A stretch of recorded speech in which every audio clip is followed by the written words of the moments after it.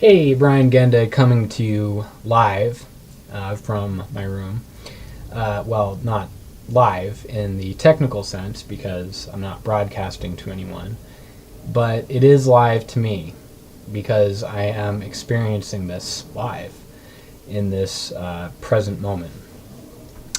And that's all we really have is this present moment. Brought to you in part by our sponsor, the universe, God, consciousness, whatever you want to call that mysterious source of experience of the world around us. Brought to you by whatever that mysterious force is that causes things to exist at all for us to experience. And you can only do that through your own consciousness and awareness of this present moment. And if you can just appreciate what's around you, what's there, even if it's the most mundane thing ever, you can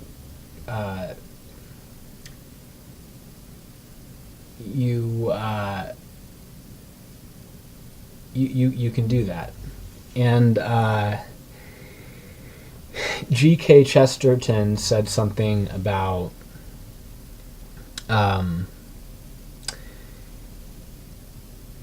how to do that, how to appreciate the boring, mundane things around you. And he said, imagine you were washed up on a desert island and you just had one item with you. One item from your room. And I think the example he used was a wood-burning stove. Because, at his time, a wood-burning stove was just a normal, everyday object that, everybody had.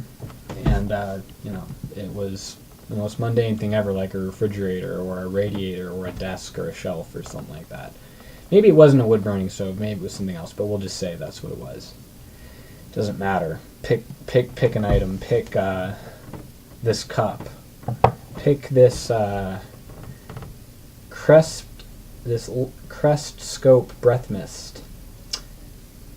Flavor long-lasting mint. If that's all you had, you would really, really appreciate it. Because you aren't distracted by all those other things around you. You would be forced to focus on just one thing and think, wow, this is really cool, this is great that I have this. Corrie ten Boom, in, I forget her book, but her autobiography, she talks about being in prison. And I think she had two things to do. One was, I forget what it was, but we'll just say knitting, for example. They let her knit for some reason, to give her something to do. The other was a single ant that would come in and out of her cell through a crack in the wall and eat the crumbs of her leftover food. And she would, when that ant wasn't there, she would knit to pass the time. But whenever that ant came along, she would stop knitting. And she would get down on the floor and just watch, enthralled, fascinated by this little ant. The way its legs move, the way it, moves in a straight line, the way it carries her crumbs. And because those were the only things she had to do, she would never do them at the same time. Because she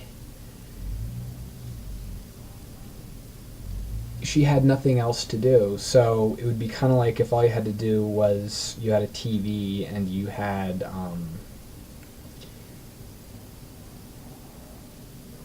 like the only thing in your room was a TV, and the only other thing you had in your room was like a window, to look out into the world, you wouldn't try to do both things at once. Because it would be kind of a waste. You want to know that you can sit there and look outside, and then when your TV program comes on, you stop looking outside and you turn on your TV.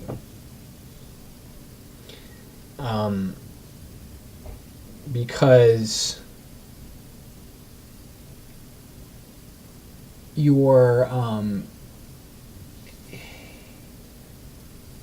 there's so much out there in the world to look at and be interested in. But your brain can't appreciate all those things at once. You don't have a God's eye view of the world. Your consciousness is limited to this little narrow dome right here. Or it is contained or filtered through this localized conscious experience. You can't experience all things at once. And what creative people do, such as artists or musicians, and I would include scientists in this, what these creative people do is they look at the world around them, and then they notice one aspect of it, and they zoom in, and they look at it and they say, wow, that's really interesting. Look at how this works. Look at the composition of this scene. And they take a picture of it, or they paint a picture of it, or if you're a scientist, they set parameters around it and say, okay, this is a tree. What does this tree do? Why does it have the bark it does or the leaves it does? And they view it in a technical sense, but it's still a sense of wonder. And it's the same sense of wonder that the artist experiences, only it's just looking at it from a different angle. And it would be like if just out in your yard, somebody saw a really cool, well, no, not even a really cool, just a boring, normal old sparrow sitting in a tree branch. And they took a picture of it. And by constricting the focus, and framing it so that it has parameters through which to view it, you notice things about it, and you value it, and you appreciate it, and you say, wow, that's really cool. And so if somebody were to take that photograph and show it to you, and you looked at it and you said, wow, that's really cool. I never noticed sparrows like that. I never noticed the way the tree branch has this really cool design. And the fact that you put parameters around it means that you notice it because everything is part of just a single composition. And by seeing it in that single composition, you're seeing how that sparrow doesn't exist just by itself, just as a sparrow or just as a tree branch. They all come together and they form a beautiful image. And it's beautiful because you see how everything is right where it belongs. It's right in its place. And and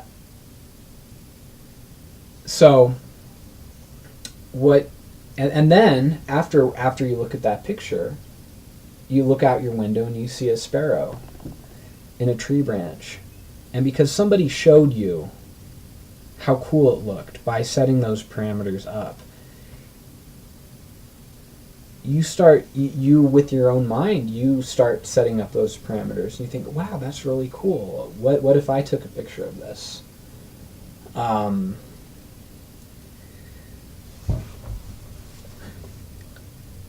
you know. And then what happens is you might notice something else, and you think, wow, that would be a really cool picture. And you keep framing your experience of the world on all these different levels. And then you start to notice how all these different levels are part of the same thing, and they together create a larger picture, a larger composition, a larger whole. And you can keep zooming out and out and out and out and further out. First you see the branch, and then you notice, oh, that's part of a tree. Then you walk further away and you look at that tree as part of a landscape in your yard or in a field or on a hill. Then you notice that landscape is part of a larger landscape because there's mountains in the distance, and above the mountains there's clouds and the sun, and you know, if you were to take a spaceship up, you could keep zooming further and further out until you're just looking at this pale blue dot, and you're thinking, wow, that's so cool, because that pale blue dot is just one small part of a larger whole, which is this galaxy, and this galaxy is part of the universe. And this actually works the opposite way too. You can keep zooming further and further in. You know, you can look at that leaf, and then you can take a magnifying glass to it, notice all the little veins on it, and then you say, oh wow, that's really cool. I didn't know that these veins on the leaf were part of the leaf. And then you take a microscope out and you say, I want to see how much more connection there is on a microscopic level. And you can see little critters running around on it, and you can see how the veins are carrying nutrients around. And you can keep zooming further and further into the chemical level, or the atomic level, or the subatomic level. And then you're looking at it from an atomic level, and you're thinking, now you're talking physics. And you're like, well, why does this leaf? How do these atoms interact with the larger world? How are they affected by gravity? How are they affected by the other atoms in that leaf? And you're seeing these little snippets as part of a larger whole. And that's exactly what's going on with the localized consciousness within your own tiny little snippet of the world. That larger consciousness focused and zoomed in, and restricted into a brain, into a physical body, your individual human experience. And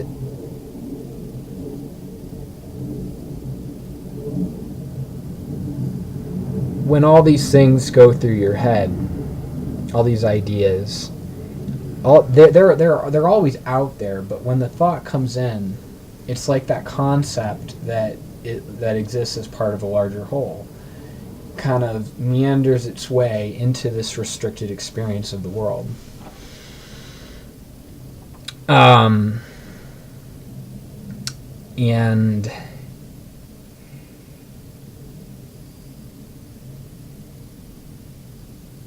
it's like framing.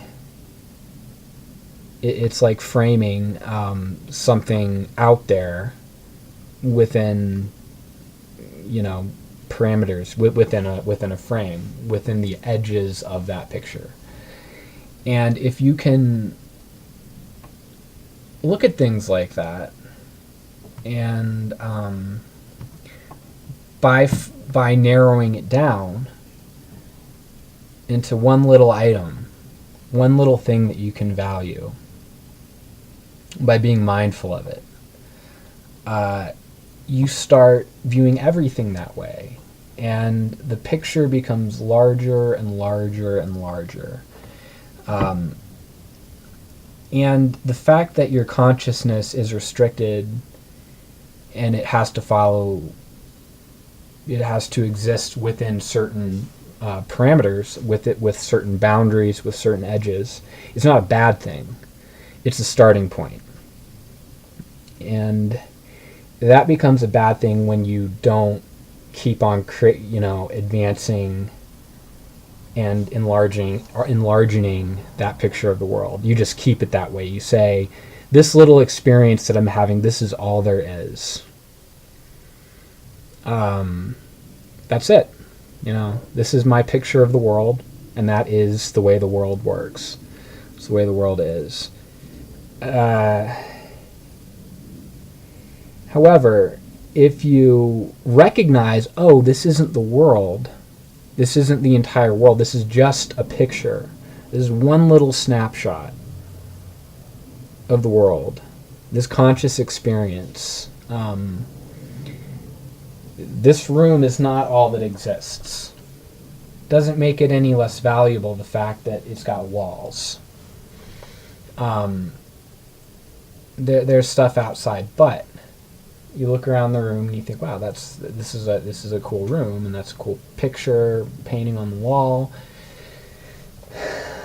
And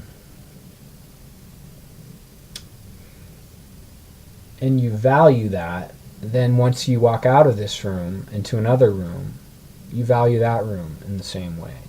And then you step outside your front door and you look around at nature and you see that as just one larger room.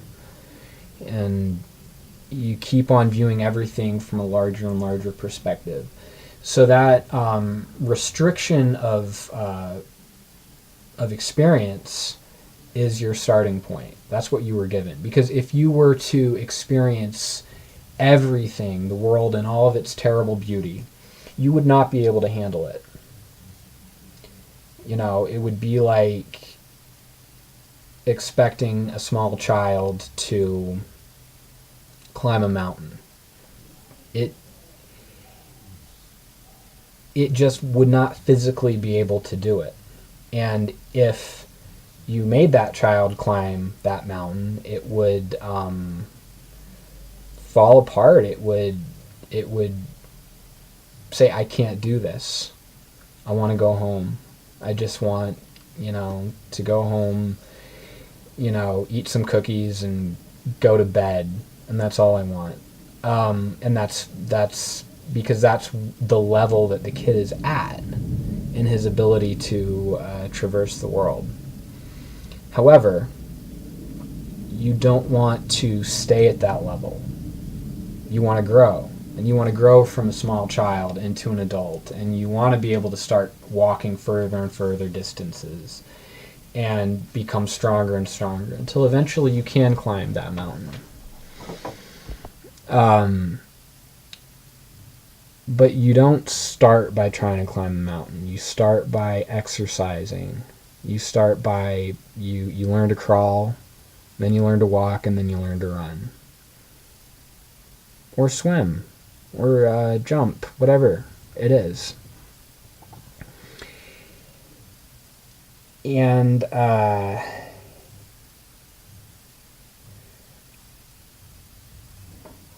so you start with reality as it is in your narrow viewpoint, and then you expand it. So I've already said that.